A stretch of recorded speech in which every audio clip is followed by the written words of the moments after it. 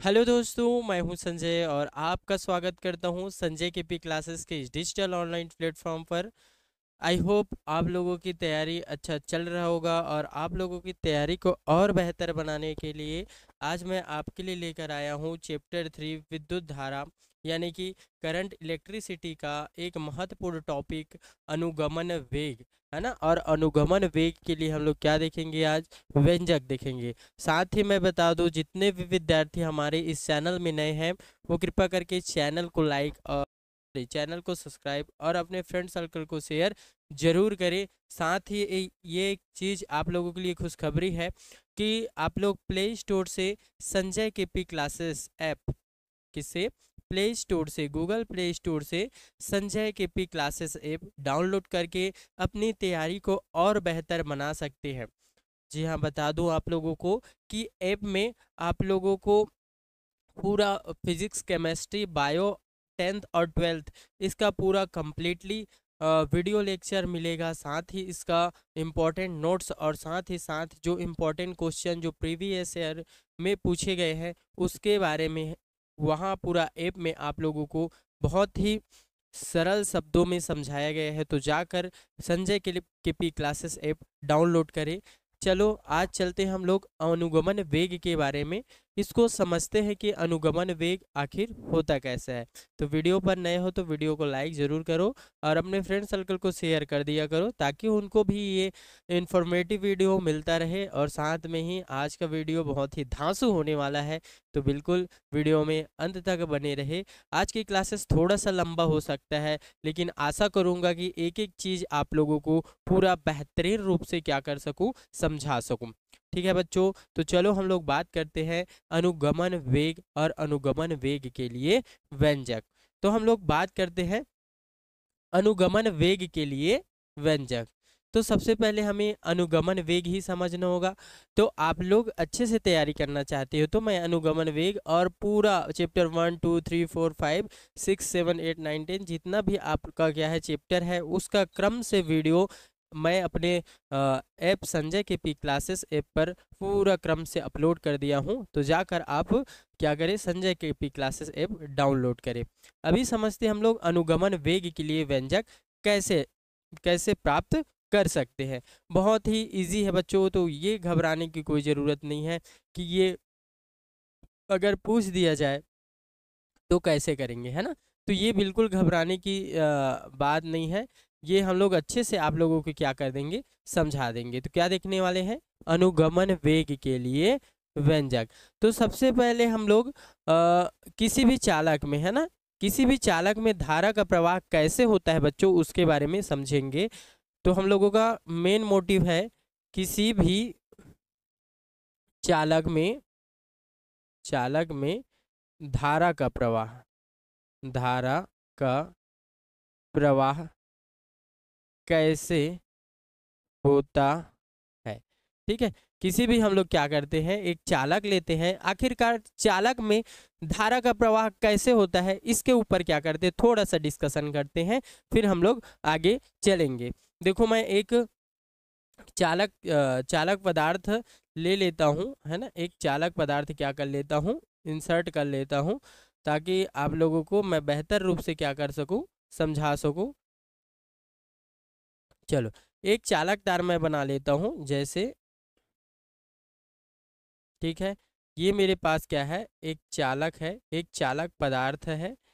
देखो, अब चालक पदार्थ में क्या पाया जाता है, मुक्त इलेक्ट्रॉन पाया जाता है, जिसके कारण ही इसमें जो धारा का प्रवाह होता है। तो जब चालक को बाह्य परिपथ से या बाह्य किसी विद्युत क्षेत्र से जोड़ा नहीं जाता है ना बच्चों, बाह्य परिपथ से उसको जोड़ा नहीं जाता, तब इलेक्ट्रॉन इधर उधर आवारागर्दी गुंडागर्दी करते हुए क्या करते रहते हैं, घूमते रहते हैं। ठीक है, मैंने क्या बोला, एक चालक पदार्थ है। अभी इसको हम लोग सिंपल वे में रखे हैं और सिंपल वे में रखे हैं तो इसमें कोई धारा का प्रवाह नहीं होता। लेकिन ऐसा नहीं है कि इसमें मुक्त इलेक्ट्रॉन नहीं पाया जाता, पाया जाता है। और वो मुक्त इलेक्ट्रॉन क्या करते हैं, इसी क्षेत्र में क्या करते रहते हैं, घूमते रहते हैं। और वो भी कैसा, आवारागर्दी करते रहते हैं, यानी कि इधर उधर इधर उधर इधर उधर इधर उधर क्या करते रहते हैं, घूमते रहते हैं। जिसके कारण इसका औसत वेग होता है, इसका औसत, ठीक है, औसत वेग जो होता है वो शून्य होता है। अब मेरे को बताओ बच्चों, 10 कहा जाए 10 व्यक्ति इधर से खींच रहे हैं उतनी ही ताकत से, और 10 व्यक्ति इधर से इस रस्सी को खींच रहे हैं सेम ताकत से अगर खींच रहे हैं, तो बताओ यहाँ का जो बल लगेगा वो कितना होगा, यहाँ पर बल का मान कितना होगा, 0 होगा। वैसे ही क्या करते हैं, एक इलेक्ट्रॉन इधर भग रहा है और एक इलेक्ट्रॉन इधर भग रहा है, एक इलेक्ट्रॉन इधर और एक इलेक्ट्रॉन इधर, तो बीच का मान कितना होगा, 0। तो वही मैं क्या बताना चाह रहा था कि इसका औसत वेग कितना होता है, 0 होता है। ठीक है, अब देखो, जो इलेक्ट्रॉन था ये तो कुछ न कुछ वेग से गति कर रहे होंगे, है ना। तो मैं ये खुला चालक का जब इसको बाह्य परिपथ में नहीं जोड़ते हैं, तब मैं इसका क्या मानता हूँ, वेग को मैं मानता हूँ बच्चों u1। ठीक है, ये पहले इलेक्ट्रॉन के लिए, और दूसरे इलेक्ट्रॉन के लिए निकालूंगा तो u2, तीसरे इलेक्ट्रॉन के लिए निकालूंगा तो u3, देन मैं ऐसे ही पूरे इलेक्ट्रॉन के लिए निकालूंगा। और औसत निकालने का फार्मूला बोलता है, क्या बोलता है, आंकड़ों का योग बटा आंकड़ों की संख्या। तो ये हम लोग क्या कर दिए, आंकड़ों का योग लगा दिए। अब क्या करेंगे, आंकड़ों की संख्या से क्या कर देंगे, इसका डिवाइड कर देंगे। इतना चीज आया बच्चों क्लियर समझ में। एक चालक है, जब चालक को कोई बाह्य विद्युत परिपथ से क्या नहीं किया जाता, जोड़ा नहीं जाता, तब इसमें भी मुक्त इलेक्ट्रॉन पाए जाते हैं। लेकिन ये मुक्त इलेक्ट्रॉन आवारागर्दी करते हैं, इधर जाते हैं उधर जाते हैं, इधर घूमते रहते हैं उधर घूमते रहते हैं। इस कारण इसका औसत वेग कितना माना जाता है, 0 माना जाता है। अब मान के चलो ये व्यक्ति इधर जा रहा है और ये व्यक्ति इधर जा रहा है, तो कुछ ना कुछ गति करते हुए जा रहे होंगे। तो उसकी गति को, उसकी वेग को मैं क्या मान लिया, u1 u2 u3 dash dash dash un। मतलब ऐसे ही बहुत से क्या होंगे, जो इलेक्ट्रॉन होंगे वो निश्चित दिशा में क्या कर रहे होंगे, गति कर रहे होंगे। और साथ ही जो उसका क्या था, औसत वेग निकालने का फार्मूला क्या बोलता है, आंकड़ों के योग बटा आंकड़ों की संख्या। तो इसका औसत वेग है ना, ये किसका था, औसत वेग। ठीक है जी, औसत वेग जब चालक तार में कोई धारा प्रवाहित नहीं होता। अब जैसे ही हम क्या करते हैं, एक चालक क्या करते हैं, इसको चालक पदार्थ को बाह्य विद्युत परिपथ के माध्यम से क्या कर देते हैं, जोड़ देते हैं। बाह्य विद्युत क्षेत्र में क्या कर देते हैं, इसको जोड़ देते हैं बच्चों, ऐसा। ठीक है, ये ऐसा, यहाँ क्या प्लस और ये माइनस वाला एरिया। ठीक है, तो मैं एक चालक पदार्थ जब खुला अवस्था में था उसको लिया। अब क्या करता हूँ, उसको चालक पदार्थ को किस में कनेक्ट कर देता हूँ, बैटरी में क्या कर देता हूँ, कनेक्ट कर देता हूँ। तो इधर वाला होता है प्लस और इधर वाला होता है माइनस। अब जो उसमें इलेक्ट्रॉन थे, किस में इलेक्ट्रॉन थे भैया, जो चालक पदार्थ में क्या थे, इलेक्ट्रॉन थे, वो क्या करते हैं, एक निश्चित दिशा पकड़ लेते हैं। क्या कर लेते हैं, एक निश्चित दिशा क्या कर लेते हैं भैया, पकड़ लेते हैं। ये देखो, ये प्लस वाला था और इलेक्ट्रॉन में क्या चार्ज होता है, माइनस चार्ज होता है ना। तो माइनस वाले को किससे प्यार हो जाता है, प्लस वाले से प्यार हो जाता है। तो इलेक्ट्रॉन किसकी ओर गति करने लगते हैं, धनायन की ओर बच्चों क्या करने लगते हैं, गति करने लगते हैं। और इसके फलस्वरूप जो धारा का मान होता है, जो धारा इस दिशा में प्रवाहित होता है, यानी कि हम लोग इसमें ऐसा सिंबल लगा सकते हैं। इतना चीज आप लोगों को क्लियर समझ में आ गया होगा। अब देखो बच्चों, जैसे ये औसत वेग इसके लिए निकालो, किसके लिए निकालो, जब चालक को क्या कर देते हैं, बाह्य परिपथ से जोड़ देते हैं। क्या किया, जब यहां लिखना पड़ेगा ना, जब चालक, सॉरी, जब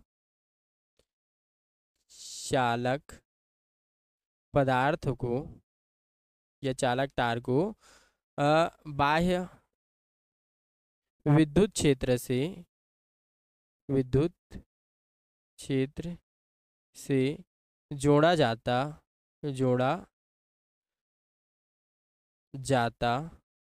है, तब औसत वेग, तब क्या निकालते हैं, औसत वेग, औसत वेग अब देखो इसका हम लोग वेग को क्या माने हैं u1। अब इसका मान लेते हैं हम लोग वेग v1। एक इलेक्ट्रॉन का वेग v1, सेकेंड का क्या मानेंगे v2, थर्ड का v3, dash dash dash dash ऐसे ही क्या लेंगे n क्या लेंगे इलेक्ट्रॉन का वेग लेंगे बटा क्या कर देंगे इलेक्ट्रॉनों की कुल संख्या से भाग दे देते हैं।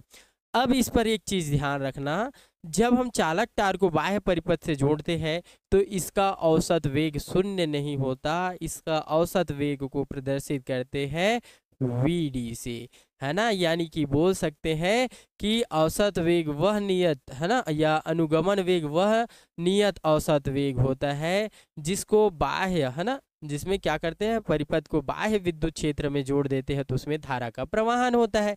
यही तो है भैया अनुगमन वेग, है ना। नहीं पढ़े हो तो जाके ऐप जरूर डाउनलोड करो, वहां मैं क्रम से वीडियो क्या कर दिया हूँ अपलोड कर दिया हूँ। तो ये लिख लेता हूँ इसको un बटा क्या कर देता हूँ vn, ये समीकरण बना देता हूँ एक। ठीक है बच्चों, इतना क्लियर हो गया होगा। अब आगे क्या होता है कि जो इलेक्ट्रॉन है, ठीक है, जो इलेक्ट्रॉन है एक निश्चित दिशा में गति कर रहे हैं ना भैया। मुक्त इलेक्ट्रॉन क्या करते हैं गति करते हैं, तभी तो कहीं जाकर धारा उत्पन्न होता है।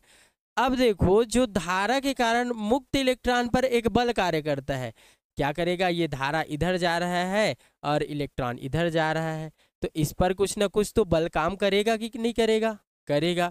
तो हम लोग क्या कर लेते हैं, इसी को निकाल लेते हैं। विद्युत क्षेत्र की तीव्रता के कारण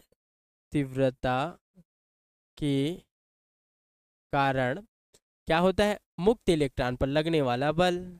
क्या लिखेंगे, मुक्त इलेक्ट्रॉन पर लगने वाला बल।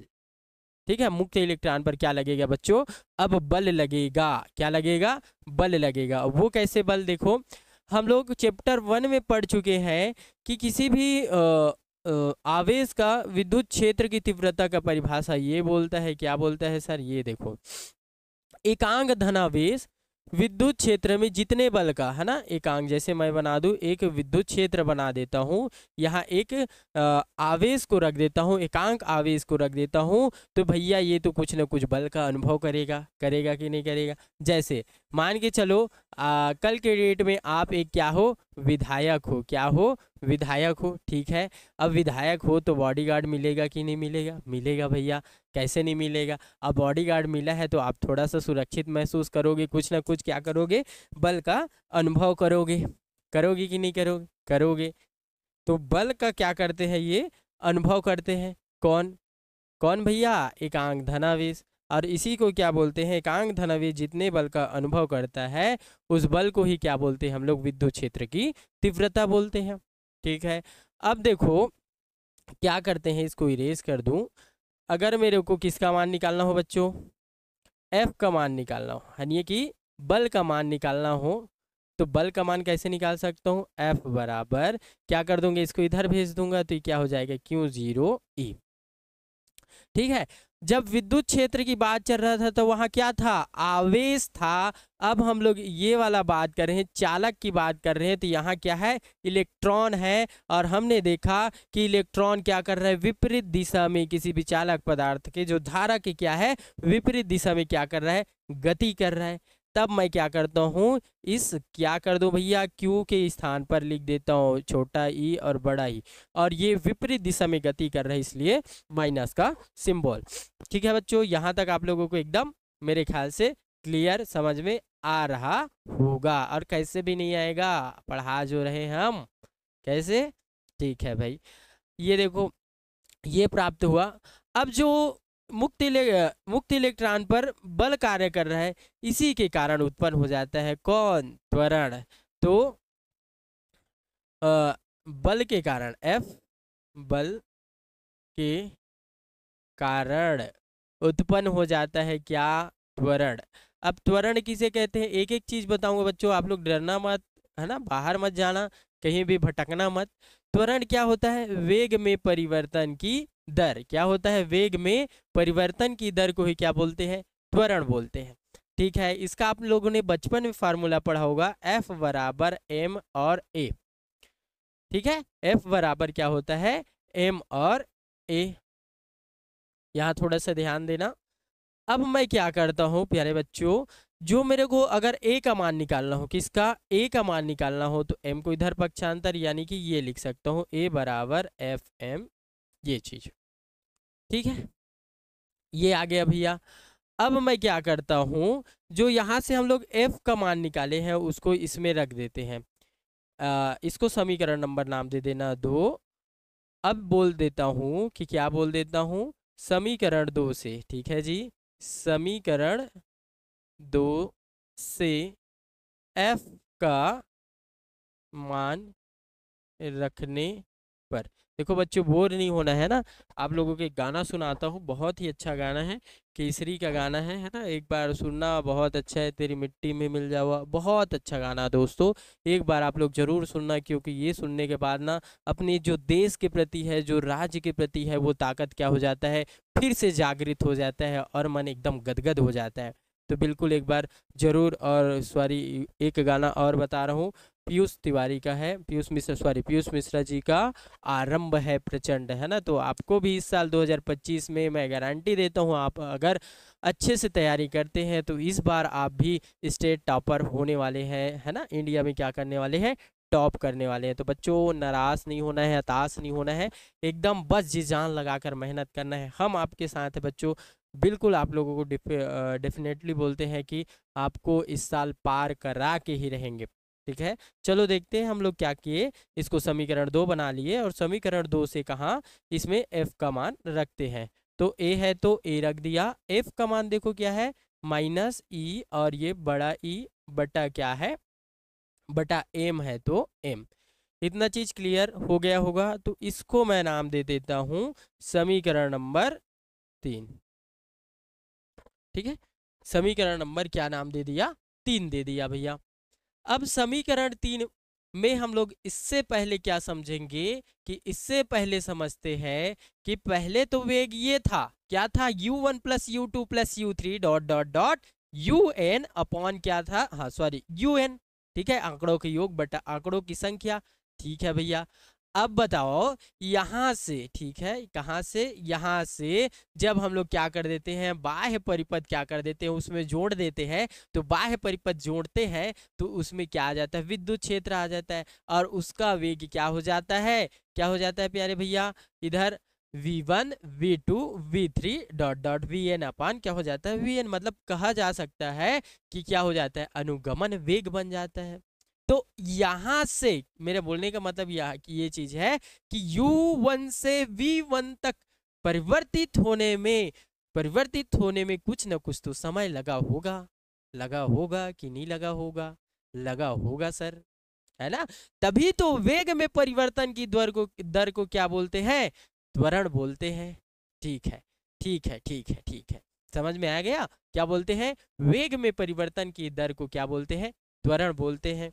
तो अब मैं क्या बोल सकता हूं कि v1, सॉरी क्या बोल सकता हूं, ये बोल सकता हूं u1 plus u2 plus u3 dot dot dot un से किसमें, v1 plus v2 plus v3 dot dot dot vn में क्या, वेग में परिवर्तन के लिए लगा समय, है ना, वेग में परिवर्तन के लिए लगा लगा रे समय।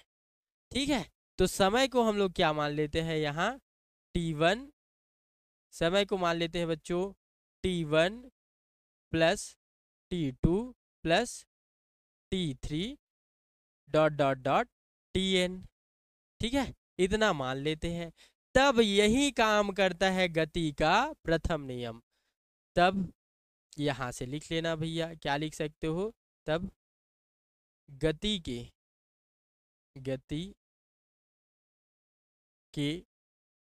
प्रथम नियम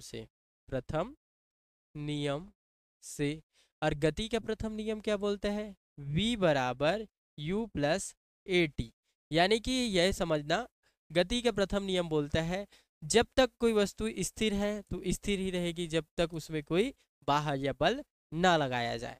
तो यहाँ आप लोग इस साइड लिख लेना ब्रैकेट में, सॉरी ब्रैकेट में आप लोग लिख लेना, क्या लिख लेना, जहां करके, जहां v क्या होता है, अंतिम वेग होता है, अंतिम वेग, और u क्या होता है, प्रारंभिक वेग, प्रारंभिक वेग। और क्या बोल दे सकते हैं, a क्या है, उस इलेक्ट्रॉन पर उत्पन्न त्वरण, और t क्या है, वेग में परिवर्तन में कितना समय लगता है वो है। तो ये चीज आप लोगों को क्लियर हो गया होगा। जैसे मैं बात करता हूँ, किसके लिए बात करूँ, अगर मैं बात करता हूँ इसका वेग, अगर मैं v1 के लिए निकालूँ तो क्या हो जाएगा, ये u1 प्लस a t1, है ना, यहाँ से यहाँ तक परिवर्तित होने में t1 समय लगा, प्रारंभिक वेग अंतिम वेग। इसी प्रकार मैं निकालूं v2 के लिए तो क्या हो जाएगा, ये u2 plus a t2। Okay, इतना तक क्लियर हो गया होगा। अब मैं किसके लिए निकालता हूँ, 3 के लिए, क्या हो जाएगा, u3 plus a t3। Okay, अगर मैं u सॉरी vn के लिए निकालूं तो क्या हो जाएगा, un प्लस a t3। इतना चीज तो समझ में आ गया होगा। अब मैं बात करता हूं समीकरण नंबर 1 का। क्या बात करता हूं, समीकरण नंबर 1 में इसी का मान क्या कर देते हैं, इंक्लूड कर देते हैं, किसका, v1 v2 और v3 dot dot dot vn। तब हमको क्या मिल जाता है, अनुगमन वेग के लिए क्या मिल जाता है बच्चों, व्यंजक मिल जाता है। तब हमें क्या हो जाता है, अनुगमन वेग के लिए व्यंजक मिल जाता है। चलो, अब मैं ये ले लेता हूँ समीकरण 1 से, है ना, समीकरण 1 से थोड़ा सा समय लगेगा, मैं प्रारंभ में ही बोल दिया हूँ। समीकरण 1 से, समीकरण 1 क्या बोलता है, vd यानी कि अनुगमन वेग बराबर v1 plus v2 plus v3 dot dot dot vn, upon में क्या लिख सकता हूँ बच्चों, vn, है ना, यही लिख सकता हूँ। ये देखो मेरा क्या था, या सॉरी vn नहीं, यहाँ क्या लिखना था, n लिखना था, क्योंकि आंकड़ों का योग बटा क्या होता है, आंकड़ों की संख्या, आंकड़ों का योग बटा आंकड़ों की संख्या। यहाँ थोड़ा सा करेक्शन कर लेना, है ना, ये क्या होगा, n होगा, ठीक है, आंकड़ों का योग बटे आंकड़ों की संख्या, ये चीज। और इससे पहले हम लोग किसका मान निकाल चुके हैं, v1 v2 v3, और किसका vn का मान निकाल चुके हैं। अब कहाँ रखेंगे, यही रखेंगे, तो रखते हैं, मैं बोल सकता हूँ इसको, समीकरण 1 में, समीकरण 1 में v1 v1 v2 v3 व किसका मान रखने पर, vn का मान रखने पर, ठीक है, रखने पर, चलो रख देते हैं। क्या हो जाएगा, vd बराबर v1 का मान देखो क्या है, v1 का मान ये है, तो क्या रख सकते हैं हम लोग, u1 प्लस a t1, यही है जी, ये रखे हैं। अब यहाँ क्या करते हैं, दूसरे के लिए मान रखते हैं आखिर, किसके लिए, v2 के लिए, तो ये प्लस क्या हो जाएगा, v2 का u2 प्लस a t2। अब तीसरे के लिए रखते हैं ये वाला, तो क्या हो जाएगा, plus u3 plus a t3। अब चौथे के लिए बात करते हैं, चौथा तो है नहीं, तो un है ना, तो क्या कर लेते हैं, dot dot dot un plus a tn। अब बटा बटा में कितना है भैया, n है, तो क्या लगा देते हैं हम लोग, n लगा देते हैं, ठीक है। अब देखो जो मैं क्या करता हूँ, इसमें थोड़ा सा समझने का कोशिश करना, जो ये क्या है, u1 u2 और u3 और un, इसको एक बार लिख लेता हूँ, यानी कि u1 plus u2 plus u3 dot dot dot un अपान, ये देखो इसको दोनों भाई को बांट दूंगा, इसको बांट दिया, ठीक है, प्लस एक चीज समझना, अब क्या बचा हमारे पास, ये बचा है क्या, a t1 plus a t2 plus a t3 dot dot dot a tn upon कितना बचा है, n, इतना बचा है। अब देखो मेरे भाई, मेरे छोटे भाई भाई बहन, यहाँ देखना, ये a और a और a और a क्या है, कॉमन है, ठीक है, क्या है, कॉमन है, तो इसको हम लोग क्या कर सकते हैं, कॉमन खींच सकते हैं कि नहीं खींच सकते, खींच सकते हैं। तो चलो यहाँ देखना, देखो, और मैंने ये क्या बताया था, इसका मान कितना बताया था प्यारे बच्चों, क्या बताया था, जब ये देखो ये देखो ये यहाँ देखना, ये बताया था कि ये जब आए तो औसत वेग कितना होगा, शून्य होगा। तो यहाँ मैं क्या रख सकता हूँ, क्या रख सकता हूँ भैया, शून्य रख सकता हूँ कि नहीं, रख सकता हूँ। और क्यों रखूंगा, क्योंकि इनका औसत वेग जब इलेक्ट्रॉन को कोई बाह्य परिपथ से न जोड़ा जाए तो औसत वेग होता है शून्य।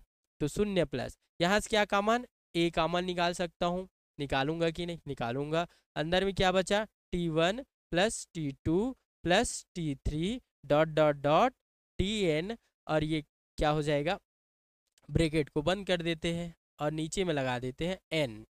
ठीक है, इतना तक मेरे ख्याल से क्लियर हो गया होगा। ठीक है, अब क्या करते हैं बच्चों, यहाँ समझना, यहाँ थोड़ा सा ध्यान देने वाला बात है।